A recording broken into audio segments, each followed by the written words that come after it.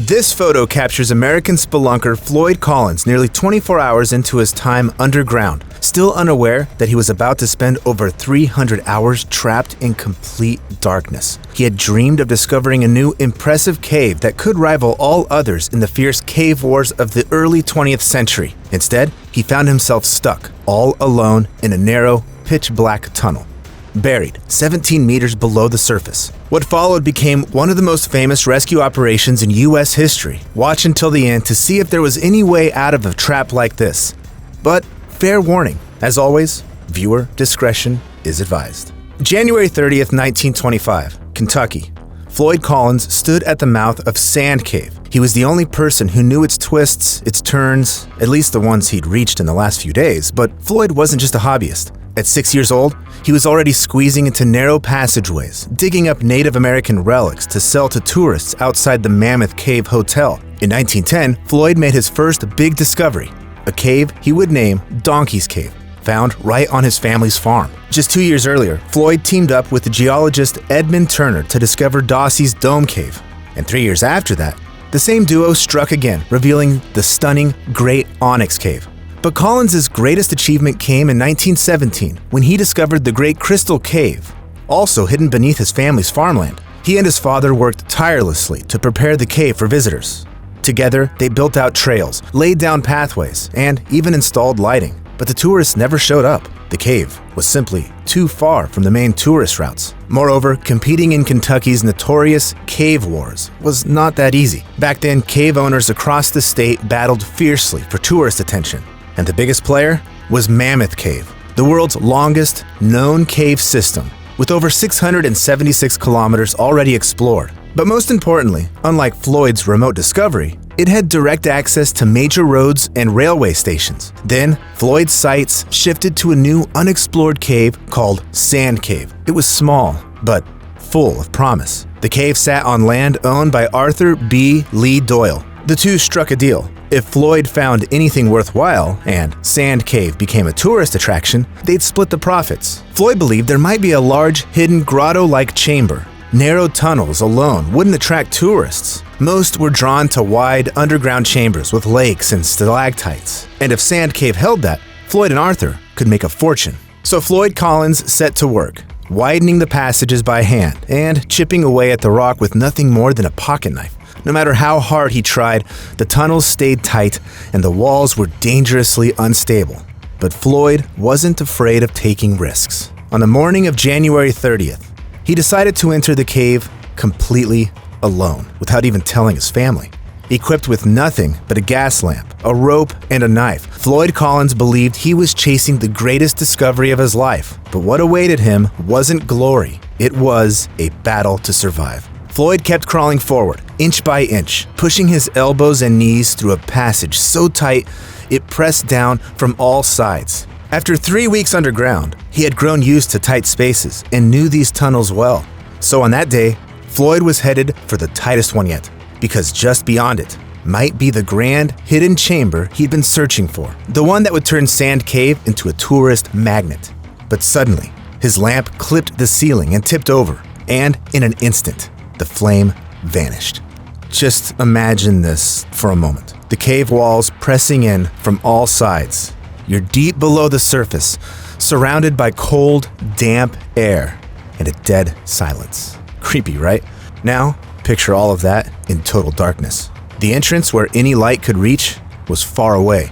But Floyd was a caver who had faced situations like this before, so he didn't panic. Instead, he began crawling backwards slowly, carefully calculating each movement to avoid hitting the jagged walls. Then, suddenly, his leg struck a large rock jutting out from the side of the tunnel. And this time, he wasn't ready for what came next. Floyd heard a dull rumble of rock breaking loose and tumbling downward. He tried pulling his leg away, but wasn't fast enough. The heavy boulder came crashing down right onto his left ankle. A sharp, searing pain shot through his body. He instinctively jerked his leg, trying to free it, but that only made things worse. The rock slid even deeper into the gap. His leg was now trapped, as if caught in a vise, and in the pitch black, he had no way of knowing how big the rock was, whether it was something he could move or part of the cave itself. Every attempt to free himself was useless and agonizing. So Floyd soon realized he wasn't getting out on his own, and all he could do now was hope for a miracle. He never should have entered the cave alone without telling anyone, and without a partner waiting at the surface. Several hours passed. Floyd was still completely alone, trapped in darkness. And just when it seemed things couldn't get any worse, they did. A thin stream of water began trickling down from above, dripping steadily onto his face. Every cold drop made the situation more unbearable and even more dangerous. Outside, night had fallen, and still no one had noticed Floyd was missing, because earlier, that same week, Floyd had already spent nearly 30 hours underground and stayed in 3 different houses near the cave. So when Floyd didn't return that night, the property owner simply assumed he was staying elsewhere. And now, Floyd had no choice but to lie still in the dark and wait. The next morning, Joel Estes, the 17-year-old son of the landowner where Sand Cave was located, just happened to be passing by. Suddenly, he noticed Floyd's jacket lying near the cave's entrance. So, he leaned in and began calling out for him. At first, he heard nothing but silence. But then, a few seconds later, a faint, exhausted voice echoed back from the depths. Floyd shouted up that he was stuck. Joel didn't hesitate. He dove into the tunnel, crawling forward. But before he could reach Floyd, he realized the passage was too tight, and he couldn't squeeze through. So he backed out and ran for help.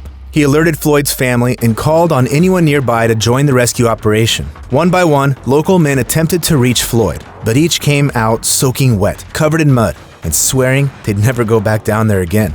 By 4 p.m., Floyd's younger brother, Homer Collins, made it into the cave.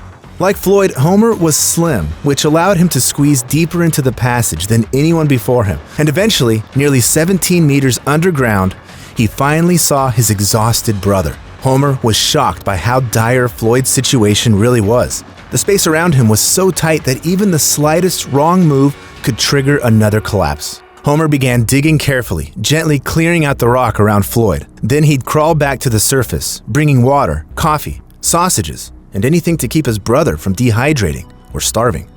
And just after a few trips, Homer's hands and back ached, his lungs burned, and his head spun from exhaustion. A few times, Homer asked some local men and teenagers to crawl into the tunnel with water and blankets so he could get some rest. When they returned, they all said the same thing. Floyd was in good spirits and finished every last bite. But when Homer came back to the cave, he saw sandwiches and blankets still scattered around. None of them had actually reached Floyd. They just wanted to look like heroes. Above ground, the air reeked of alcohol and loud talk about how they would have saved Floyd if it had been up to them. Meanwhile, Homer kept digging, but fresh chunks of rock were falling from above. He kept at it for 16 hours straight, barely standing on his feet and looking completely exhausted. Meanwhile, news of the incident began to spread quickly. A crowd gathered near the cave. Local farmers, journalists, firefighters, volunteers, and school children. Even a passing drifter stopped by to play the harmonica, trying to lift everyone's spirits. Soon, a small tent village had formed around the cave's entrance. In a strange way, it started to resemble the kind of tourist attraction Floyd had once hoped for. Only, certainly, not at this price. At least 10,000 people visited the so-called Cave City, causing a 3-kilometer traffic jam on the road to Sand Cave. Pastures turned into parking lots. The banks ran out of cash, restaurants ran out of food, and local homes became makeshift hotels. With no rooms left, some visitors even paid to sleep in someone's bathtub. Vendors weaved through the crowd, selling hot dogs, while scammers collected fake donations for the rescue operation. Pickpockets also took advantage of the distracted visitors, slipping wallets from pockets as people paused to listen to a preacher praying for Floyd. The scene reached peak absurdity when a juggler showed up in the crowd. Meanwhile, people near the entrance lit a fire to keep warm, unaware that the heat would start to melt the snow inside the cave. Among those who arrived at the scene was a reporter, William Skeets Miller. He was also rather slim, which allowed him to crawl through the narrow passage and reach Floyd. Onlookers could hear him groaning as he hit the sharp rocks while squeezing through the tunnel. The wet, slushy conditions from the melting snow made the crawl even more uncomfortable. With great effort, the reporter finally slipped through the last turn and landed feet first right on Floyd's head. Floyd let out a tired groan, but was still grateful to get more water and blankets. And now, for the first time, the reporter saw how bad things really were. William took this photo of Floyd and managed to ask him a few questions. Floyd said he'd seen angels and smelled fried liver, and other foods he loved. But he also admitted it was just a dream, or maybe even a hallucination after being trapped for so long. Once back on the surface, Miller rushed to send in his report for publication, and this is how he described Floyd. His patience during long hours of agony, his constant hope when life seemed nearing an end, is enough to strengthen the heart of anyone. Newspapers splashed the story across their front pages, painting Floyd's struggle in vivid and often sensational detail. Meanwhile, the conditions underground were getting worse. The ground had become so unstable that every attempt to dig around Floyd caused even more collapse. Floyd had now been trapped for nearly 3 days, and his condition was getting worse by the hour. At one point, he begged rescuers to cut off his leg, but they knew the blood loss alone would kill him long before they got him out. Above ground, Miller's reports had gone from local to national. The story of Floyd Collins had captured the attention of the entire country, and now all of America was holding its breath. Only then did the state of Kentucky finally step in, taking over the scene and launching a full-scale, organized rescue operation. February 2nd, 1925. Floyd had been trapped for 3 long days when the rescue teams finally arrived, but their early efforts were messy, rushed, and dangerously uncoordinated. Rescuers tried to pull Floyd out the same way he had gone in, but as soon as they started, he screamed, "Stop! Stop it! No, stop!" The rock walls tore at his skin, and the boulder crushing his leg dug even deeper. So the team switched their approach and tried to widen the passage by hand, but the loose soil and fragile cave walls kept collapsing again and again. In other words, they were repeating the same failed efforts of the volunteers before them. It was clear they needed a completely new approach. Robert Burton suggested using ropes and straps to pull Floyd out by wrapping them around his chest, but when they tried, Floyd nearly suffocated. The straps compressed his ribs so tightly he could barely breathe. Next came the idea of using a jack to lift the rock off his leg, but the tunnel was far too narrow, so there was not enough space to position the tool properly. On February 4th, after repeated digging and shifting soil, a massive collapse buried the tunnel leading to Floyd. From that moment on, he was completely cut off from the outside world. Still, there was one option left: to dig a vertical shaft right above the spot where Floyd was trapped, just 17 meters deep, with a horizontal tunnel connecting to the passage where he lay. This would avoid further collapses and allow rescuers to reach him safely. But it would take at least 30 more hours. In 1925, no mechanical drills were yet invented, so the shaft had to be dug entirely by hand, using shovels, pickaxes, and jacks. 30 hours passed, and the rescuers still hadn't reached Floyd. The entire operation was physically draining, and the lack of coordination led to slow decisions and frequent changes in direction. But on February 6th, a few rescuers managed to clear parts of the original tunnel, just enough to check if Floyd was still alive. To their relief, he was still breathing and responding. They tried passing him food and water, but nothing made it through.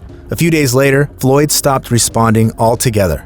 The last words they ever heard from him were, "No, I am not free." After that, there was no sign he was still alive. However, the rescuers didn't give up, hoping he might survive by drinking the small drops of water trickling through the cave. A full week had passed. Heavy rains swept across Kentucky, and even the large tarp stretched over the cave couldn't keep the water out. The soil kept washing away, making an already delayed and difficult rescue operation even harder. On February 13th, 12 long days later, instead of the 30 hours they'd hoped for, rescuers finally reached Floyd. But by then, he was already gone. Doctors later concluded that Floyd had passed away 3 days before the rescue team broke through. According to medical estimates, it wasn't solely hunger or dehydration that killed him. He had also likely suffered from compartment syndrome. His leg had been trapped beneath a massive boulder for days, cutting off blood flow, flooding his body with toxins, and likely causing kidney failure. Some theories also suggest that after the collapse partially buried the tunnel, the oxygen level dropped so low that he may have slowly suffocated. But that version was quietly pushed aside because the last thing officials wanted was a headline admitting that despite everything, they couldn't save America's most famous cave explorer. Floyd Collins' dream was never fulfilled, not even by the cavers who came after him. After the tragedy, no one dared to explore Sand Cave again. Have you ever stepped back from chasing your dream because you realized it might cost you your life?